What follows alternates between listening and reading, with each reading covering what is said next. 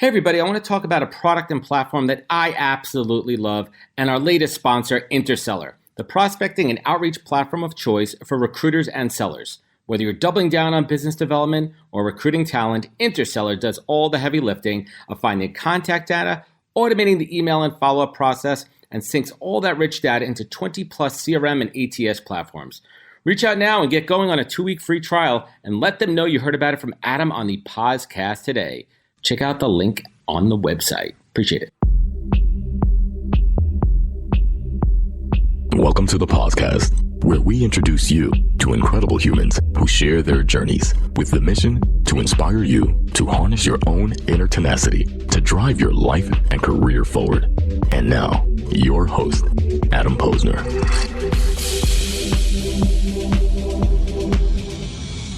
Let's give it up for Pavan and the entire Unrevealed crew for all their hard work today. Give it up for him and the crew. Uzo. Welcome, everybody. I know it's been an absolute marathon, so thank you for spending a little time with me and the podcast. I already did my intro up here, so you guys don't need to know any more about me. But let's start over here. Ladies first, I'm thrilled to introduce Miss Juliette Blake. She is the co-founder of Miss O and Friends and its Web3 extension, Miss O Cool Girls. It's a safe socialization brand that is dedicated to changing the current narrative for girls. Most recently, Juliette launched Miss O Cool Girls, an NFT collection celebrating that there is no one definition of what it means to be a girl. And we're going to get into that in a second. And my man over here to my left, he works for some dude named Gary Vee. I don't know if you guys have ever heard of him. But Gary and his amazing project, Vee Friends, and Andy steers that rocket ship in the right direction. He comes from the world of digital marketing. He's an awesome dude.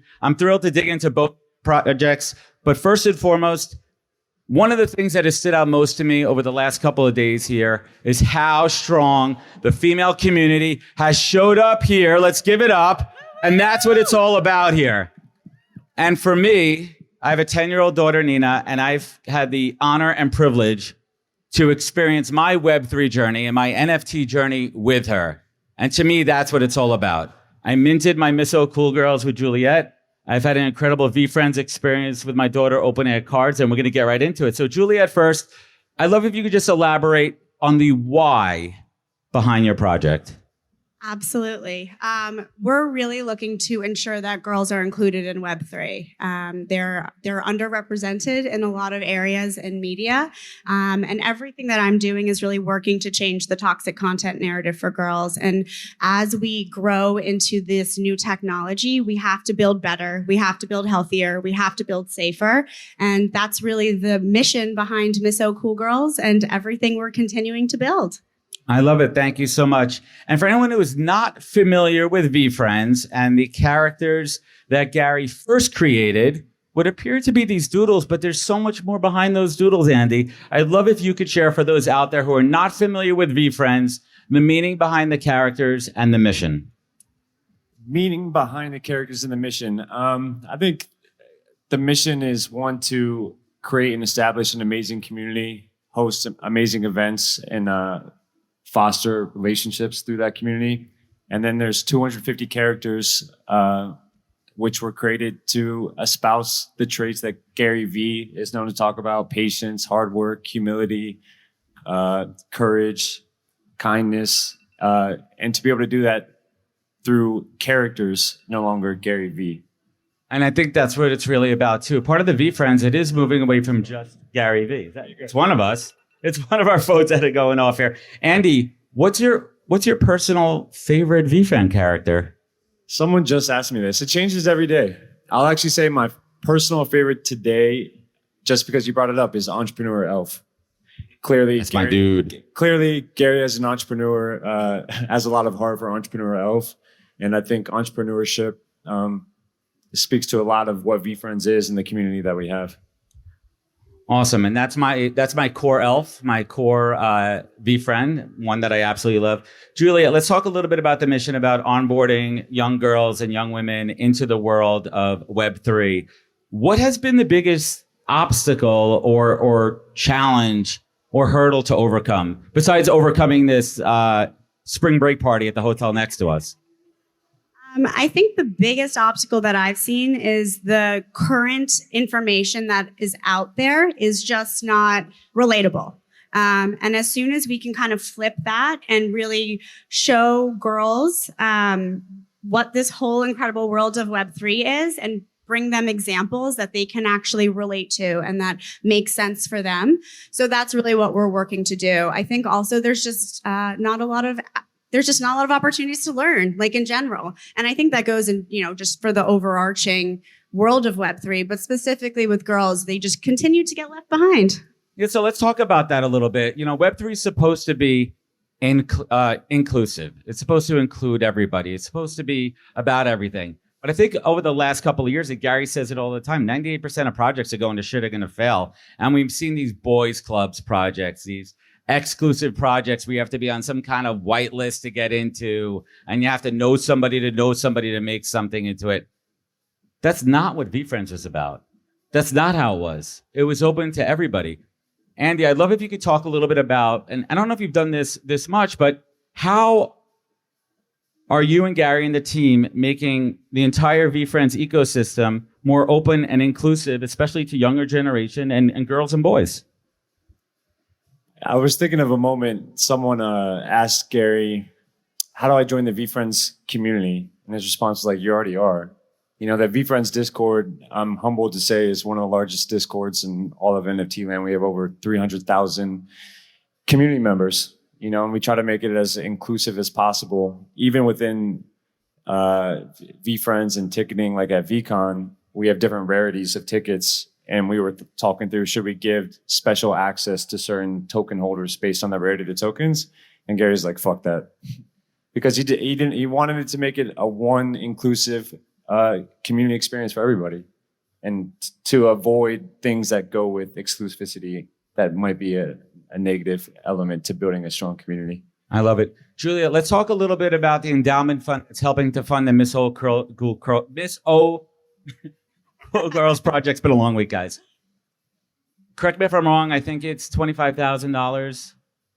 So we started something called Girls Who Mint, which was an initial $25,000 commitment. And that was to give 250 girls, women, and non-binary $100 worth of ETH, and then teach them what to do with it. So we've been doing that through one-on-one onboardings, webinars, in-person events. And then most recently, we just received a grant from Uniswap to build that out. So they're putting more money into that so we can get ETH into the hands of more girls, as well as build out just an incredible education platform that's specifically targeted to these underrepresented groups in Web3. And Juliette, in the last month or so, what has made you smile the biggest with your project? Give me that one moment. You're like, this is what it's all about. This is why me and the team do what we do here. Honestly, it's the Girls Who Mint. I onboarded Adam and his daughter Nina, and we went through the whole process, and seeing these girls' faces when they do it, because they can all do it, figure it out, and when they mint. And actually, about a month ago, the youngest girls that we've had go through Girls Who Mint were 4.5 and 6.5-year-old sisters. And we set them up with their wallets. We gave them the ETH. I videoed the whole thing, and you can find it on our Instagram because my face is insane because I'm so happy. But they also were the youngest hackers at Bogota ETH. They're called mini hackers, and they won the hackathon. So how cool is that these young girls are already, they're just crushing it. And it's really cool to see and be part of it. I love it. And anybody spends times on the VeeFriends social, there's a lot of content with young kids out there. Hey everyone, this is Pavan Ball, co-founder of Unrevealed. It was just unbelievable to have Adam and the podcast recording live on our stage at Miami Art Week down at the Surfcomer Hotel. If you'd like to get involved and see how you could create content with us or bring community to our events, please check out nrvld.co for more information. We're also launching the Bellwether NFT community. Bellwether NFT is a community of brand leaders and technologists sharing Web3 insights and opportunities with one another. You could read all there is to read, but you're really not going to develop a deep and actionable understanding without actually participating. And Web3 may not be your today, but it's inevitably going to be your tomorrow. Innovation is developing so fast and is very expensive to gain experience with. We've invested in community, platforms, and partnerships to provide opportunities to learn by doing. If you'd like to get involved, visit nft.bellwetherculture.com. That's Bellwether, BELLWETHER, culture.com. Andy, talk a little bit about your experience on the ground. You are the face of the brand. You're out there representing the entire project. Talk about some of these interactions that you're having with parents and their kids about how this has helped them communicate better, and share some of the lessons behind each one of those characters in their everyday lives. You know, since we launched VeeFriends, I've had lots of conversations with the community members that, you know, learning what Web3 is and the onboarding experience was really a strong opportunity to reconnect with like your father or your mother and talk about how you're onboarding into Web3. And then with the VeeFriends compete and collect trading cards, which were physical cards that came with every VeeFriends series too. I've been taken aback, honestly, just how well they've been received by the holders. And generally, I'm seeing all across social and on Twitter, parents opening up the packs with kids, and they're being really, really excited about getting well-rounded warthog or patient panda, and then using that opportunity to talk about what that characteristic or trait means. And it's kind of like a throwback moment here. I used to love to collect baseball cards, and the surprise and delight of opening them up. And when I was doing that, my daughter, and I'll share the clip, it's going to be on my social tomorrow if anybody wants to see it. The pure excitement of my daughter when we opened those packs and we went through each card, and then we pulled an ultra rare, and we pulled that peacock, and we pulled that robot, and we shared that moment together. Now, let's just take for a second back and let's talk about some of the challenges and obstacles when it comes to onboarding and education. And it takes a little bit of finesse and work to open up your first wallet. And then all of a sudden you hear this terrible PR out there about Web3 and NFTs and people getting hacked and rug pulls. Talk about a little bit, Juliette, how do you work with your community to make them feel safe, secure, and overcome a lot of these challenges and obstacles? Yeah, I mean, we work with a lot of parents. So like most of the onboarding we do is tandem, whether it's dads, moms, who's ever the adult in the house. And their number one question is always the safety, always the security. So that's where I think the educational piece is so important, and also sharing the facts with the adults who are also learning it for the first time too. So like we're setting them up together. Well, let's talk about that for a little bit, that experience of doing it together versus doing it alone. What's some of the actionable feedback that you're getting from your parents that you're incorporating into your programming and your educational track? The way I explain things or information, questions that they have. I mean, and that's actually, and Andy, you kind of talked about it, but being able to have that like intimate connection with the community is really how we're able to learn and be able to build better and grow better. It's all about, right? Web3 is all about community, and hearing what they need from us and what their input is what is really shaping the curriculum that we're putting out. I love it. And Andy, what you and the VeeFriends teams did in advance of the VeeFriends 2 launch from an educational perspective, the plethora of knowledge that you guys put out there, very user-friendly, easy to understand. Talk to us a little bit about that process and the team of like organizing how we're going to put that information out there and how we want to make this as easy as possible to educate and onboard, especially for younger folks or newbies. Yeah, I mean, thankfully it was a version of what I've been doing for the last 10 years under Gary, which is, you know, having a long form piece of content like a documentary or vlog, and then breaking it down to more simple micro content. And I think we took it very seriously. I mean, Web3 at that moment in time, a lot of the VeeFriends community hadn't even heard of Ethereum yet. So we had to go through how do you get ETH? How do you get MetaMask? How do you mint? How do you buy an NFT? What is an NFT? And it's been really exciting to see. I know there's a lot of VeeFriends community members that minted a VeeFriend and now have really dove into Web3 and are a big community member in other projects as well. I'm going to share a little secret, little regret I have here. So I interviewed Gary on my podcast in April before the VeeFriends launch came out. And he's like, are you excited for it? Are you ready to mint?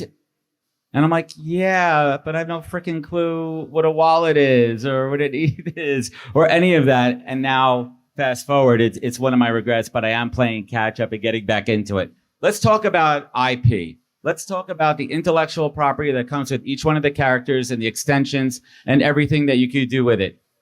Andy, We've seen it at Macy's. We've seen the merch, the collaborations, the co-collaborations that you have here. For anybody that doesn't know, they're trying to get a Vee Friend into the Macy's Thanksgiving Day Parade next year. Let's talk about that for an IP extension. Jeez. I can't wait for that. How does the IP extension, especially into merchandise, help to relate and bring it all together with the younger generation? How does it all tie together? Well, I think the cliche thing for the naysayers of why Web3 or why NFTs is that it's just like a right-click save image. And to be able to manifest VeeFriends IP characters in the real world through apparel and collaborations is a huge objective of ours. And I would say we're still on day one of telling the stories of the 250 different characters we have. And it's just an opportunity to garner more awareness. Like Kim Shui is an amazing female fashion designer. Most of her audience doesn't know anything about VeeFriends. So now to be able to collaborate with her and grow the awareness of VeeFriends, but also highlight Kim is a really amazing opportunity for us. Juliette, I saw your socials the last couple of weeks, and you're rocking some pretty badass Miss So Cool Girl swag. Tell us a little bit more around the thought process of what you're creating, why, and where it's going to go, and how. Yeah, so you said it in the beginning, but our NFT collection is really trying to celebrate that there's no one definition of what it means to be a girl. So there's over 600 different traits. And we're also bringing in things that aren't typically shown in traditional media when you're showing girls. So we have acne, and we have braces, and we have gap teeth, and we have upper lip peach fuzz, and we have pimple patches and a shaved off eyebrow because I did that in 7th grade. So we're really trying to incorporate that into our art. And then with the licensing extensions, have those characters also be forefront for girls to see as positive representations of whatever being a girl means to them. So everything we're doing is just having them be at the center of the conversation and the content and taking their stories and being able to elevate them in a really authentic way. And that's how we empower. That's how we build self-esteem. That's how we bring this next generation, this Gen Alpha, that's going to be the largest adopter of this new technology in a really meaningful way. And I think us as parents, for those who are not involved in this, to really pay attention, because this is what our kids are doing. And let's learn with them and let's learn together. So I'm going to ask a dark side question, and I'm going to go back to the light side here. There's a lot of darkness out there in the Web3 world. We all know what's going on out there. We follow the news. Andy, what do you think the biggest threat to the Web3, and more specifically the NFT ecosystem that's happening out there? What do you think the biggest threat is? I didn't say this was going to be easy. It ain't no softball questions up here. The biggest threat? Misinformation. I think there's a lack of still context and education and understanding of what an NFT is. I think the word NFT in 5 years isn't actually going to be a word. What's the word? What's it going to be? Digital asset, digital collectible? Digital collectible? Who knows? I think it's just going to be synonymous with things that you own on the internet, which right now feels like a really abstract thing. I'm actually really, really bullish on what Instagram's doing right now. I don't know if you guys have seen, but you're buying and selling NFTs on Instagram, and I think that is just a preview to what we're going to see as platforms evolve and as digital collectibles, NFTs evolve. Awesome. And Juliette, similar question. What's been that big obstacle or scare that's been in the way? I think not building better, not looking at the lessons learned when it comes to Web 2, especially with kids. These social platforms that the kids are using, they were not built with their best intentions in mind, and they were not built for them, even though they are the largest users of them. And so when it comes to Web 3, and again, these younger generations being the biggest adopters, we have to be able to set them up for success with this new technology and not repeat the same mistakes. So let's just quickly talk about the technology for a moment. What are some of those learnings on the fly that you're incorporating into the tech that you're building to make it more accessible and user-friendly to someone younger or more or less tech-enabled? I mean, my 10-year-old daughter could blow anybody out of the water here with her TikTok. I promise you that, but a lot of kids can't. How are you making that technology piece an easier entry into the Web3 tech side? So we're actually going to be building out a blockchain-enabled safe social ecosystem for girls. And so it will be gamified. There will be elements where we're where there's entertainment, and the goal is for girls to be the ones that are creating they're the ones who are controlling the conversation because they're creating it and they are getting their creator and curator value as well. So making it fun and playful and just like the same way that they're playing on Roblox or on TikTok, and like making it feel native to their play patterns and their learning patterns. And we all know what an innovator Gary is, and I can only imagine what's going on behind the curtain at the Willy Wonka Gary Vee factory. But give us a little alpha, Andy. What's some of that native tech that you guys are working on behind the scenes for Vee Friends? Let's give some alpha over here to this crowd. A new website is coming. We have been playing in this Web 2.5 world. You know, like there's a lot of anonymous excitement around being anonymous and not giving your data up to Facebook and the Googles of the world. And Web3 has those ethos, but it's also really difficult to be anonymous and invite you to VeeCon or to allow you to claim a new hoodie or a t-shirt and all the different ways we're trying to connect and communicate with holders. So we're developing what we call Web 2.5 on VeeFriends.com so that we can go back in between a little bit of Web 2, the things that we loved of Web 2, the safety, the security, the ease, and still have the Web3 dynamics. And absolutely. And I truly believe right now, this is the forest fire that we all need. This is the forest fire that it's going to burn down all the rug pulls, all those bullshit projects, all those money grabs. And you know what's going to be left? The oaks. Projects like this that are standing tall and those saplings growing up from the frickin' ashes. The real builders out there that are making shit happen and doing it the right way. So let's end this on some optimism. Juliette, what puts that big smile on your face and gets you so excited about what you're building in Web3 in general? Just getting this younger generation involved and giving them the opportunity to build and be part of building a technology that they want to see. Andy? The Vee Friends team. I had 7 one-on-one 10-minute conversations with some new hires that we just had, and I walked away so happy. They're so talented, so excited, so humble, and I think they're just going to bring a lot of great skill sets and expertise to Vee Friends. Amazing. And last but not least, this podcast for me over the course of 4 years at 250 episodes is my personal masterclass that I get to interview amazing people like Andy and Juliette and so many others out there that I see out there. My boy Mecca. How you doing, Mecca? What up, Mecca? And I get to learn so much from them. And I ask this question to everybody. Ladies first. Juliette, what is the single greatest piece of advice you've ever received that you take action on daily? Always ask questions. And I think especially with Web3, I ask a ton of questions and not being too proud to admit what I don't know. You're up. That's a good stake. I think about staying curious a lot. I would say to love yourself. You have to love yourself first if you ever want to do anything. And that's how we do it here, people. Juliette, where could people learn more? Where could they find more? Where could they check out Miss O Cool Girls? Yeah, missocoolgirls.xyz.